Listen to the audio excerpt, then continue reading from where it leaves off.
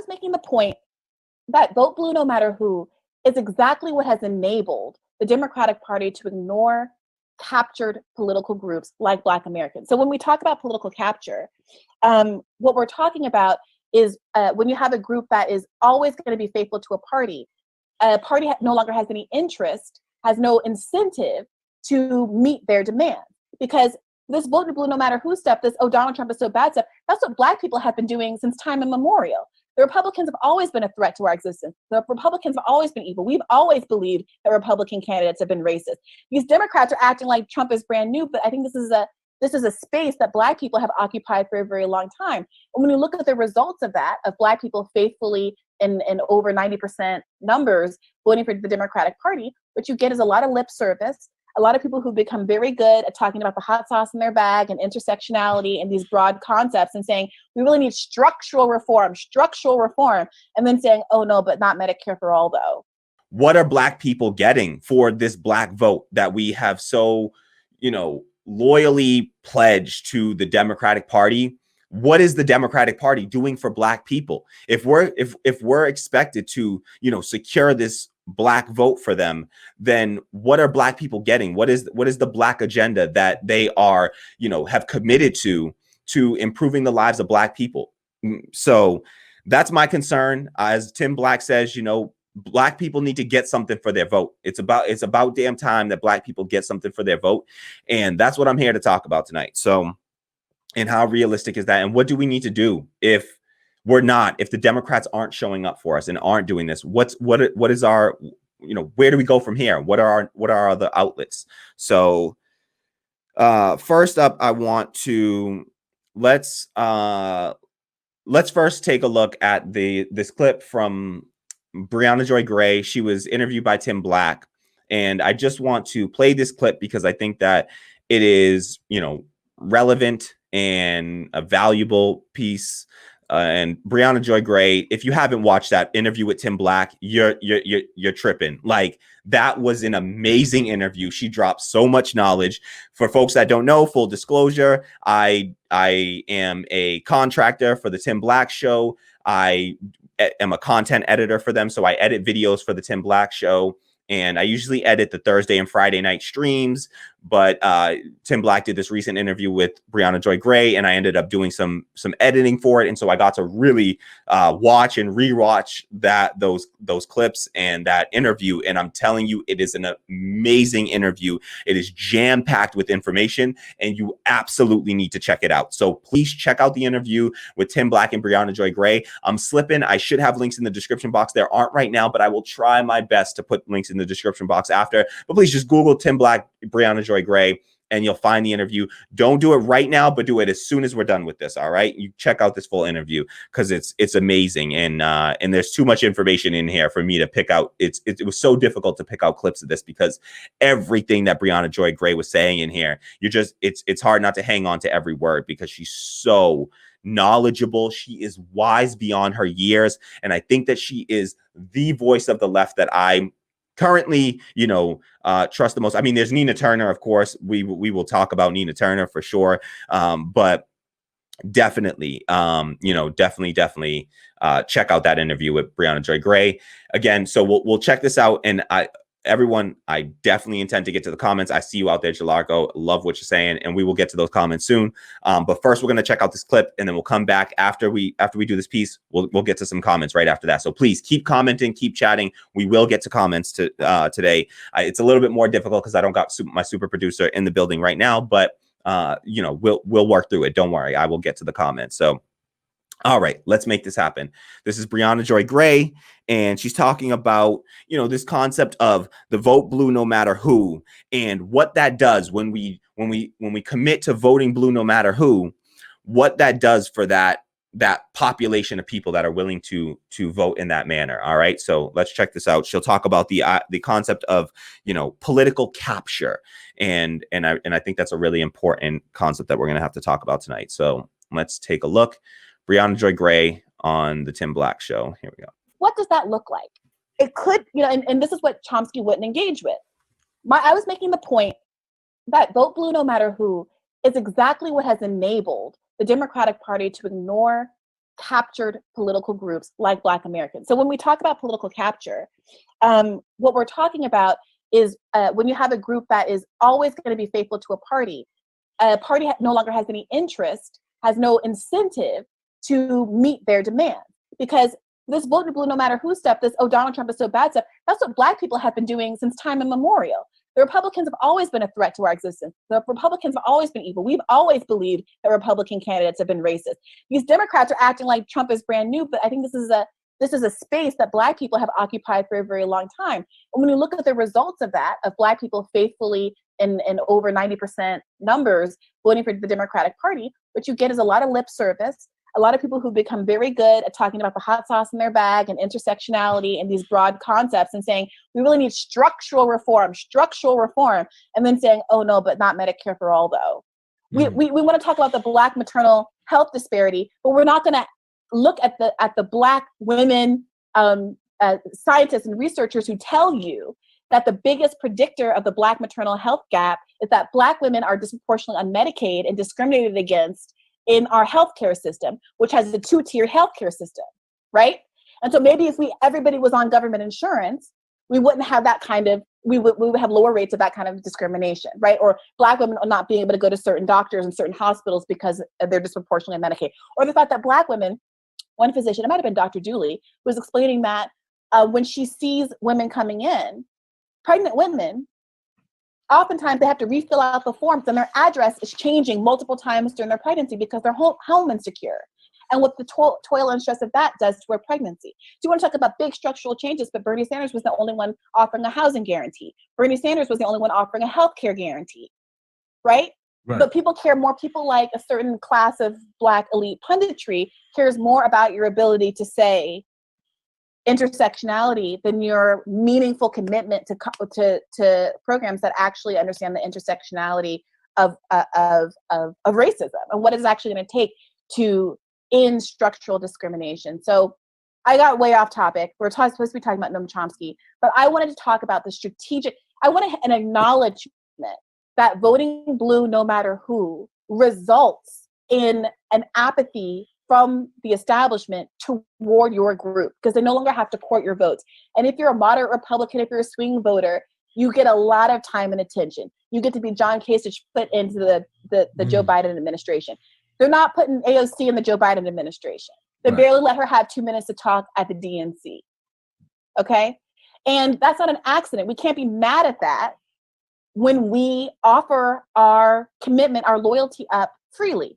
I don't think that we should vote for Republicans, right? I don't think the Republican Party has anything to offer us.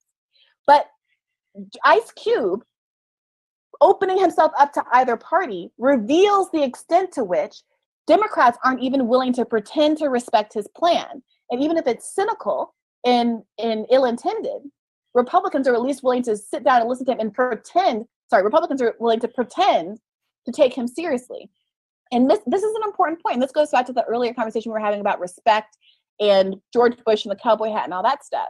Mm-hmm. There was a town hall that Chris Hayes did in, I think, 2017 in the wake of the election. And he went to coal country and he asked these folks, do you actually think that Donald Trump is going to bring these manufacturing jobs back? Raise your hand if you do. Nobody in this crowd raised their hand. And so he said, why did you vote for him? And one of the coal miners said, well, because at least he respected me enough to pretend. At least he respected me enough to say that this is what I deserved. And Democrats won't even do that. All right. So that's Briahna Joy Gray. Again, like I said, dropping massive amounts of knowledge in a very short amount of time. So, what she was talking about there is this, this vote blue no matter who has what it's done for Black people who have been voting blue. Look at what Black people have done. Look at the numbers that Black people vote for Democrats in. But we keep on voting for Democrats and nothing is substantively changing for the masses of Black people. Look at the Black-white wealth gap, like we talked about in the beginning of the show. Look at Black wealth in general. It's evaporating. It's expected to be, zero by the year like 2040, I believe. It's expected to be at, the average Black wealth is supposed to be at, net zero. So where, you know, our wealth is disappearing. Look at who was mostly impacted, who was disproportionately impacted in the 2008 housing recession, who was getting kicked out of their homes, who those people are. And, you know, I live in a state that is apparently, it has an 80% Democratic legislature. 80% of the legislature is Democratic in Massachusetts. And guess what? They haven't lifted a ban on rent control. They refuse to lift a ban on rent control in this state, even though 80% of the people there are Democrats, you know? So Black people keep on voting for the Democratic Party and keep on, and I'll tell you who's disproportionately impacted by evictions and, in this state, but around the country. So, anywhere you go. And so she talks about how the Democrats are so, because they have captured the Black vote, they know they have that Black vote and they've secured that Black vote. They don't have to look to us. They don't pay attention to us because they know we have nowhere else to go. I've played the clip on the show before and I really should have had it queued up. I got to remember to have this queued up every time. I should just have this at the ready every show that I do. But there's a clip of Lawrence O'Donnell talking. He was interviewed for a documentary on Ralph Nader, and he talked about how he used to work for the Democratic Party and how he didn't have to pay attention to the left because the left had nowhere else to go. If you want to pull the party, the major party that is closest to the way you're thinking, to what you're thinking, you must show them that you're capable of not voting for them. Because the way the Democratic Party is run now for quite a number of presidential cycles is they pick a nominee in a kind of half-assed process that doesn't really represent much of anybody, and then they tell everybody to just shut up. Don't bring up anything that will complicate life for your nominee. You know he's not for you on this. Why badger him? He's not going to be for you for reasons that you don't understand but are good reasons. Shut up. Turn off your brains. If you don't show them you're capable of not voting for them, they don't have to listen to you. I promise you that. I worked within the Democratic Party. I didn't listen or have to listen to anything on the left while I was working in the Democratic Party because the left had nowhere to go. As Briahna Joy Gray said in here, we're not going to vote for Republicans. Like that's off the table. Republicans have nothing to offer. Black people or anyone, poor people, marginalized people, they have nothing to offer. So we're definitely not voting for them. That's not what we're talking about here. But the question is, when we give up our vote for Democrats and we just give that vote over and they know that they're going to have it, what does that do? What is the effect of that? And the effect of it turns out to be that they don't have to give a damn about the needs of that group. So if they know they have that group's vote, because where else is that group going to go? Then what they'll do is just simply ignore you. They don't even have to pander to you. And this was what I said about the issue with Ice Cube in that contract with Black America and how he reached out to both campaigns. He reached out to the Biden campaign. He reached out to the Trump campaign, and he didn't get a response. The Biden campaign told him, listen, we'll talk to you after the election. After the election, that's not how politics works. And we're going to listen to a clip from Yvette Carnell. And unfortunately, I don't think that I have this clip from Yvette Carnell, but we're going to listen to a clip from Yvette Carnell later. You can check out the show that she did on, it's called like Ice Cube, Sassy Blue Checks, and gatekeeping in the gatekeeper status. And so check out that interview, that piece that she did. It was really amazing. But she, in that, she talks about how, at least the Republicans were willing to pretend, but with the Democrats saying, we'll talk to you after the election, that's not how politics works. If anyone's playing this game of politics and you've been watching and paying attention to this game of politics, you know that you hold leverage. The time that you have leverage is when you can leverage your vote. All these politicians need from us, all Joe Biden needs from us is our vote. After that, he doesn't need a damn thing from us. We can go screw, because after that, what does he need? What does he need from us? He doesn't need a damn thing. He's a one-term president. He's a self-declared one-term president who's going to have the excuse of a Republican-controlled Senate for the entirety of his presidency to excuse why he's gotten nothing done. So, you know, the idea that you can play that you would play politics and say, oh no, I'm going to give you my vote first, so here I'm going to hand over the leverage that I have, and then after I hand that over to you, then we'll start negotiating. No, that's not how it works. Let's negotiate beforehand. Let's make sure that we actually get you to commit to something real for us. You know what I'm talking about serious, you know, reparations. Okay, reparations for, let's say it with me, y'all. All right, to all my white audience out there, say it with me. Reparations. Black people deserve goddamn reparations in this country because we built this damn country for free. All right, for free. We want what we deserve. We want what we are owed. That's it. All right. And so to demand something for your vote, to say, I need something for my vote, is how politics works. And you don't hand over your vote and then try negotiating. But that's what the Democrats told, you know, black people to do, essentially. You know, look at the hostility that Joe Biden had towards black people this entire campaign. Check out the video that I did on Joe Biden's racist ads. I've done multiple videos on these ads that Joe Biden has run, where he has just simply done the most pandering BS, you know, all spectacle, no substance, nothing substantive. Watch the videos for Joe Biden. He didn't offer one substantive policy promise for black people. All right. All he did was go and talk about how you ain't black if you don't vote for me. And, you know, invoking the civil rights movement that he had not a damn thing to do with. Joe Biden didn't do a damn thing during the civil rights movement except be the goddamn segregationist that he was. You think Joe Biden was out there in the streets marching alongside black people, putting his body on the goddamn line? But he's got the audacity to invoke the civil rights movement as, you know, in comparison to a vote for Joe Biden, essentially saying if you vote for Joe Biden, it's the equivalent of the people that put their bodies and their lives on the line fighting for civil rights for black people in this country. It's ignorant, it's offensive, it's disgusting, and we should be insulted by it. But instead, a whole bunch of black people just rolled on up and just threw their goddamn vote away to Joe Biden. And I promise you, check back with me in 4 years, black folks. All right, let's talk in 4 years and see where the hell, let's look at the statistics, let's look at the numbers and see where black people have gotten to in the next 4 years. All right, under a Joe Biden presidency. Let's see where we ascend to under the Joe Biden presidency. All right, so you know, that was you know, a beautiful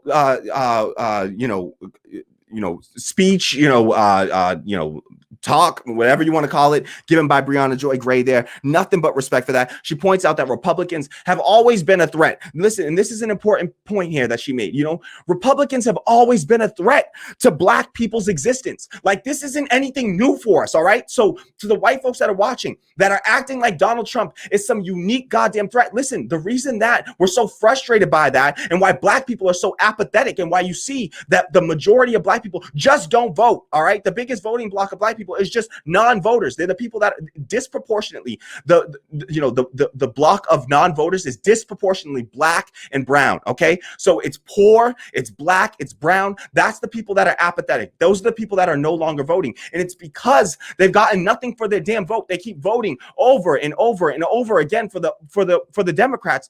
And this idea that there's some unique threat, that Trump is some, you know, such a unique threat, is just complete and utter BS. Republicans have been a threat to the existence of black people for my entire lifetime. And I've been voting for Democrats for my entire lifetime. And nothing has substantively changed for the masses of black people, much less myself. All right. My life has gotten worse under Obama, under, you know, whether it's under Trump, whether it's under Obama, whether it's under George Bush. Things just are trending down. All right. If you're a millennial, if you're my generation, I'm an elder millennial. Let me say I am a millennial, y'all. All right. I am an elder millennial. And I'm on the far end of that range, but I'm a millennial. And my generation and the next generation, they are getting royally screwed by this broken system that, again, you know, like Joe Biden helped to create. He was the enforcer. He was the champion of the 1994 crime bill, the 1984 and 1986 crime bills that created mandatory minimums, and the 100 to 1 rule that created the sentencing disparity for crack versus powder cocaine. And we all know that crack cocaine was being, you know, pushed all through, you know, hoods and in black neighborhoods. And, you know, powder cocaine was the more expensive one that the white people could afford. So somehow the more expensive drug ends up being You literally the same sentence for 5 grams of crack for 500 grams of cocaine. All right. So that's the damn sentencing disparity that he created mass incarceration. He is the arbiter of mass incarceration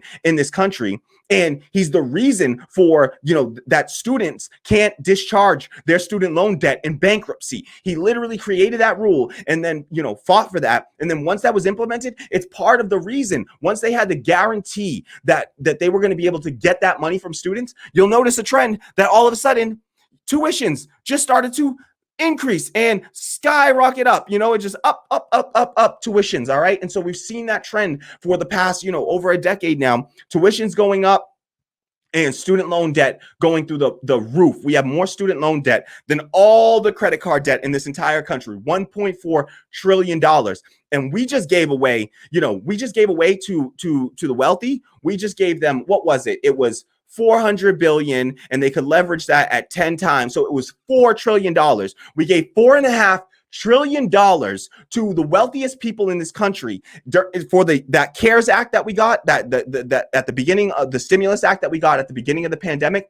That gave away $4.5 trillion to the wealthiest people and corporations in this country. We could have discharged all student loan debt for a third of that cost. All right. Just imagine the impact of just saying every person in this country that is paying student loan debt right now to say, you don't got to pay it anymore. Imagine the stimulant effect of giving all those people, that money to keep in their pockets. What do you think happens with that money? They either save it up to buy for a big purchase like a car or a house, or they would, they'll spend it back into the economy, into local businesses. So this is what we've been talking about. And Black people are tired of voting for Democrats and getting not a damn thing for our vote. And I'm tired of my liberal friends just saying, well, we just got to keep on electing more Democrats. We just got to just get more Democrats in there. Now they're going to turn around. They're going to say, you voters didn't do enough to get a majority of Democrats in the Senate. And they'll find a way. Hear me now, quote me later. They will find a way to blame voters for not getting enough Democrats elected into the Senate. They lost seats in the House and they didn't gain enough seats to take control over the Senate. So, this is the excuse. This is the built-in excuse that they love to have. This is what they want. They want to be the party in power, but have an opposition force in a branch of government that they can use as an excuse for not accomplishing policy. All right, for not getting any substantive material, policy passed for poor, working class, marginalized people. So, and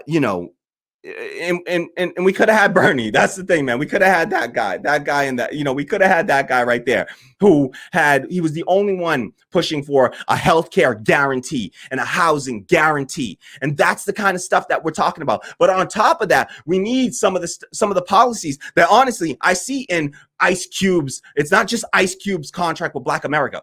People forget that a Black left activist, an intellect, professor, Derek Hamilton. Okay, Derek Hamilton wrote the contract with Black America with Ice Cube, all right, and with other people. He got together with activists, with Black left activists, and he wrote this contract with Black America, all right? And so we're not just talking about just the universal programs. Universal programs are great, but that will not even things out. We need to even the odds here. We need to even things out and balance the injustice that was done to Black people in this country, all right? It was done. They did it in Germany for the Holocaust. We need to balance we need to make amends for the injustice that was done. And let me correct myself, not just to Black people, but to indigenous people as well. And that is crucially important. They say America's original sin is slavery. That is not true. That is not true. America's original sin is the genocide, the rape, the torture, the mutilation of indigenous peoples and the stealing of their land in this country, all right? And then the second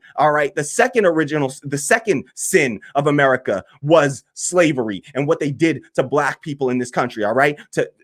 So what we are asking for is specific, targeted legislation that provides, corrections of this unjust system, specifically for Black and indigenous people. All right. That's what we're looking for. So that's the fight that I want to fight. That's, you know, and there are other people, you know, I support, I think, you know, Latino people, immigrants, you know, undocumented. I fight for them, and I'm in solidarity with them.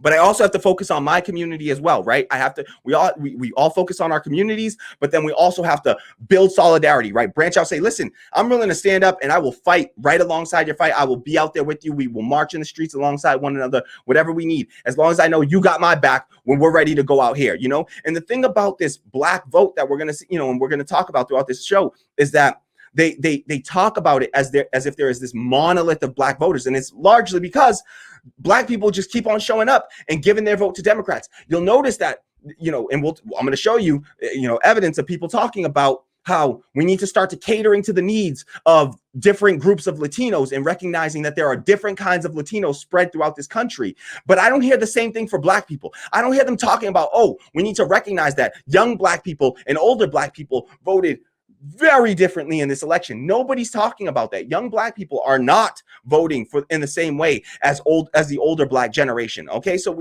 there are nuances there, and they need to recognize. And there are a wide range of types of people voting. You saw the voters in South Carolina. Those are not the same Black voters that were in Nevada or would have been here in Massachusetts or would have been in California. That is a different type of Black voter. That is an older Black voter. They are of a different generation, and they have a different mindset, a more conservative mindset than the younger generation. So there is nuance, and there are differing groups within the Black vote, but those groups don't get catered to because no matter what they do, we just go out in droves and we just vote. We just throw our vote to the Democrats. And then they know that they have us politically captured. And that is a very uncomfortable term for me. I do not like the idea of Black people being politically captured by a, you know, segregationist, white supremacist, alleged rapist, you know, Joe Biden. That's who he is. All right. Let's be real and let's call it how we see it. That's who he is. All right.